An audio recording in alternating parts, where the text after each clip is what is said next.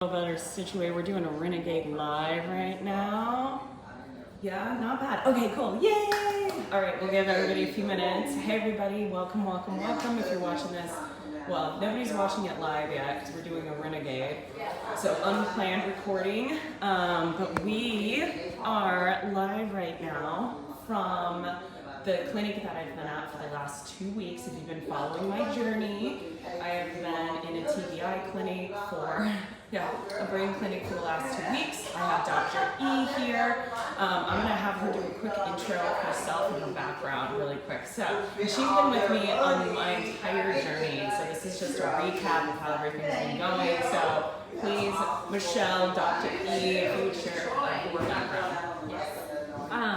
My name is Dr. Eisenman. I have a degree in chiropractic and a master's in clinical neuroscience, and I am working towards a diplomate. I have a fellowship in neuroscience as well. And so one of the things that I do to kind of explain to people is I work in functional neurology, or it's a lot easier for people to understand that because we have this aspect of neurology or neuroscience that has a lot to do with neurosurgery or neurohospitalists. And those are all great, but neurosurgeons are more meant to observe tumors, stroke, brain aids. Neurohospitalists do a lot of maintenance work with medications. Functional neurology has a lot to do with rehabilitation and more neuroplasticity and more non-invasive procedures. So how did you get involved with working with Defenders of Freedom?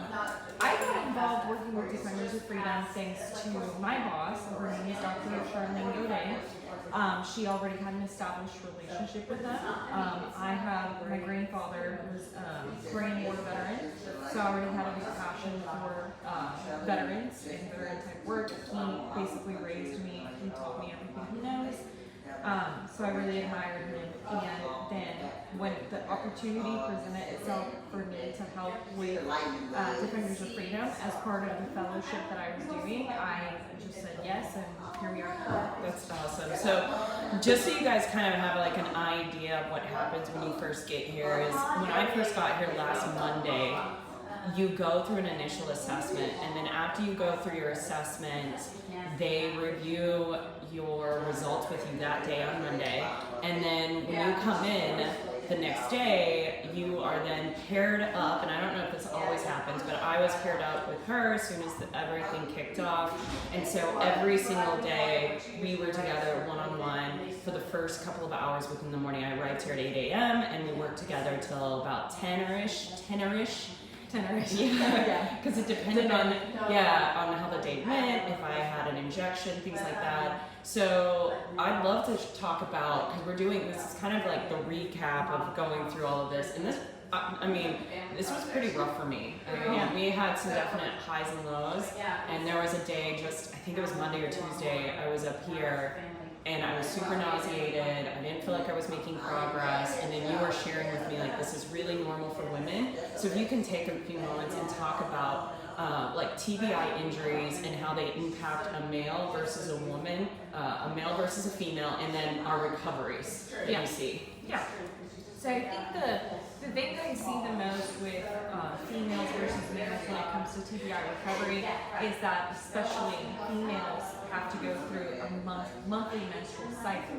And so as we have levels of inflammation increase with our monthly menstrual cycle, we have a lot of differences for sex hormones.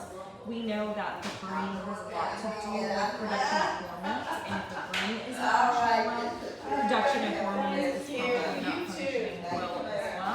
And so as that shift comes, there's not a lot of homeostasis, as opposed to males that don't have that monthly clearing.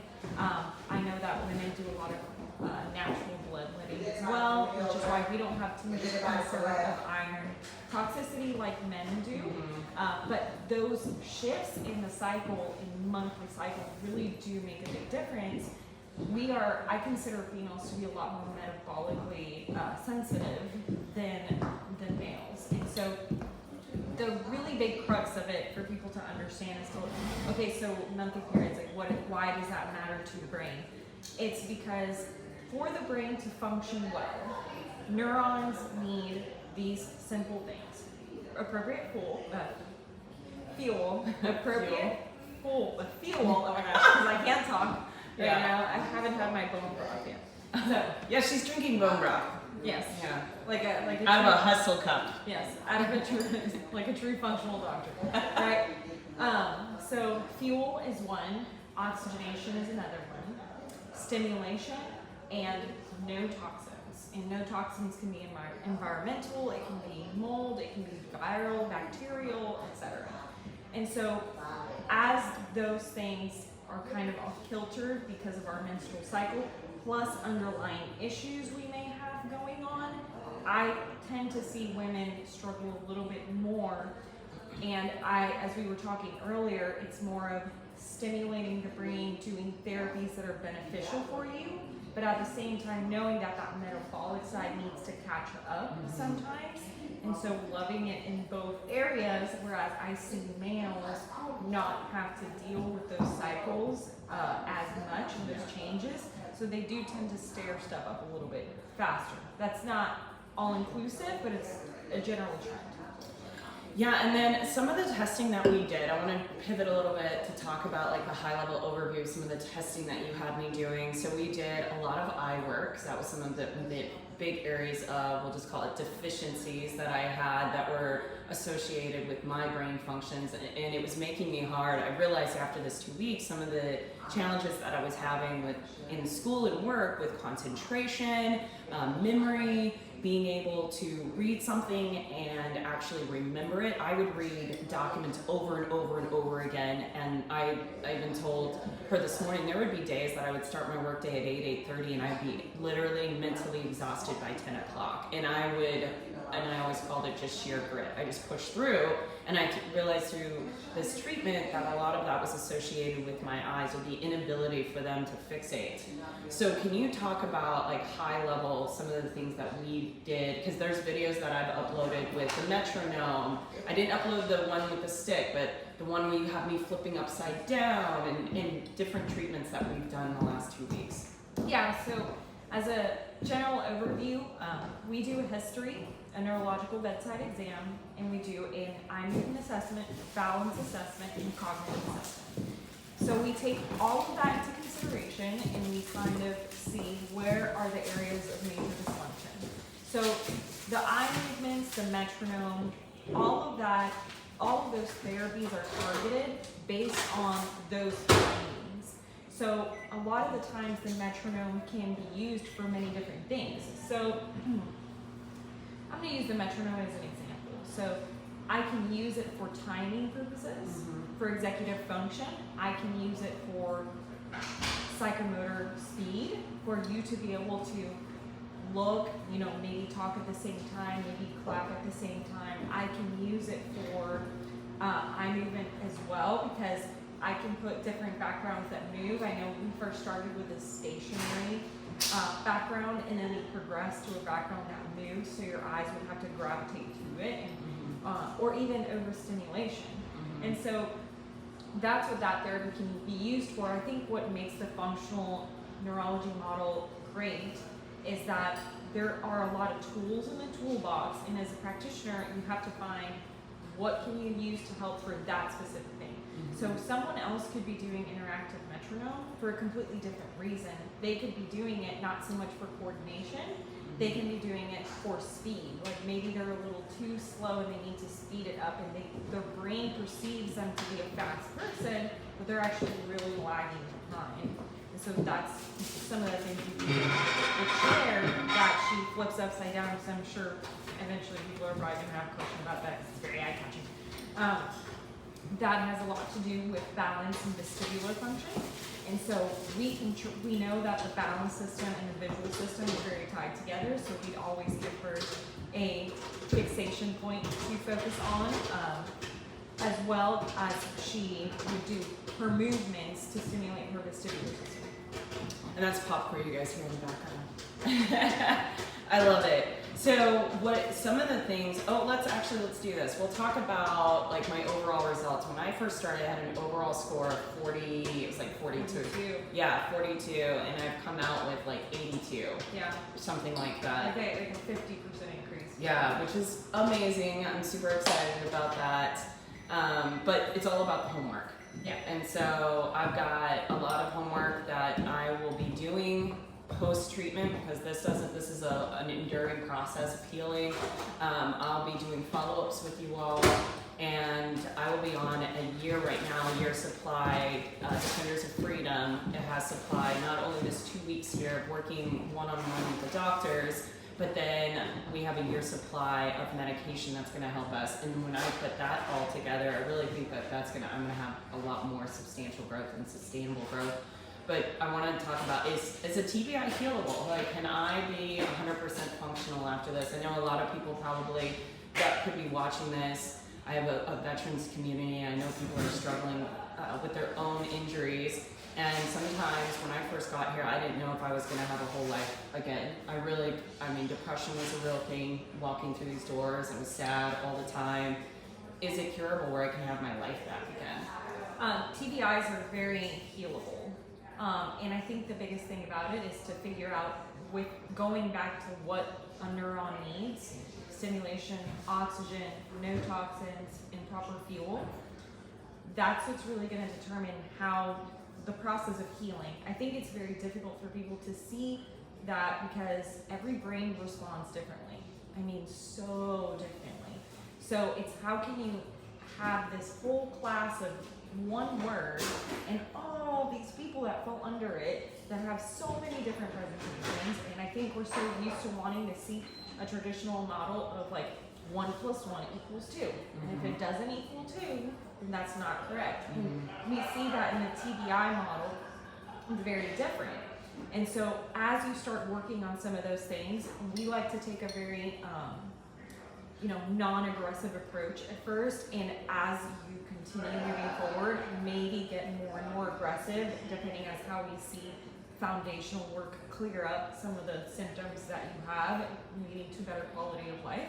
But it definitely can be very healable because the brain has the ability to adapt. Now, that's called neuroplasticity. But the brain will also adapt in a wrong way, given the wrong stimulation. And that means movement, thoughts, food, chemistry, any of that. So giving you these 2 weeks are setting and laying the foundation for your brain to realize, hey, you thought that's right, that's actually more left than right than you think. Hey, you think you're standing straight, that's actually a little bit more hunched over. And so for your brain a few times kind of had to really figure out, oh, that's not normal. Oh, I see that now. And so that's what these 2 weeks do. And then after a while, her brain will soon be able to get these homework exercises and do them as a lifestyle routine to continue sharpening and building those pathways as she supplies the proper fuel, oxygen, and removal toxins. Yeah, it's amazing. I'm really excited. I'm a good steward of homework, so I'm looking forward. I'll be doing follow-ups with you guys, not daily anymore. But she is excited. She did say that. Yeah. For the homework. I am excited because I know if you trust the process, it'll work. I've seen it. That's a buzzword y'all have been saying a lot. It's like trust the process. Trust the process. I do trust the process. Yeah. And I think the coolest thing that I found out through this 2 weeks is that, if some of you guys know, I quit drinking coffee in November of last year because of like my brain issues, and I was drinking 3 to 4 cups and I wasn't feeling anything. I was still tired in the day, and I found out why I was tired. Low blood pressure has a lot to do with it, and that's obviously associated with all the things. And I mentioned this actually in a live stream yesterday on another channel, but and we'll wrap with this too. When women have a TBI, a lot of times they have lower blood pressure. And every time I had gone to a clinic and they checked it, they're like, oh, it's fine, you just have low blood pressure. And they would just literally skip over it, no big deal. But there were some days she was barely able to get 100 out of me. And so once my blood pressure went up, I started feeling energy. And so I was told coffee is actually a good thing. So yay for me. Probably gonna start drinking some more caffeine in some ways, so I'm pretty excited about that. But this has just been it's definitely been tough. But I'm very happy that I had you in my corner and on my team. I'm not gonna get emotional. I love working with you so much. Yeah, it was really awesome. I'm like tearing up over here, but it was rough. Like there was some rough days, but super excited. Thankful for Defenders of Freedom because I truly believe that I can get my life back. And so thank you for all you do. You make me cry.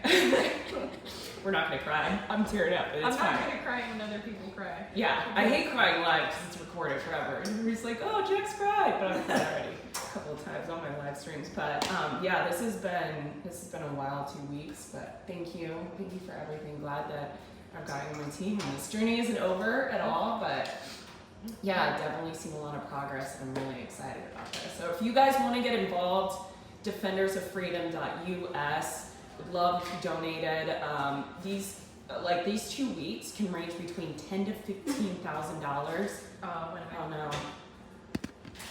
Oh, okay, guys. So these treatments for us can range between $10,000 to $15,000 per soldier. So your money does not go to waste. We need more donor. And that's okay. All right, we're wrapping. We're getting told it's not doing anymore. It's not. Oh, it's counting down. Okay. Defendersoffreedom.us. I don't know why the Wi-Fi gods are like, we're done, we're over. But thank you to Donna Cranston, the entire brain team here. I call them the brain team. For everything. Defendersoffreedom.us. Go donate. Thank you for your donation. And that's all I've got. We're signing out.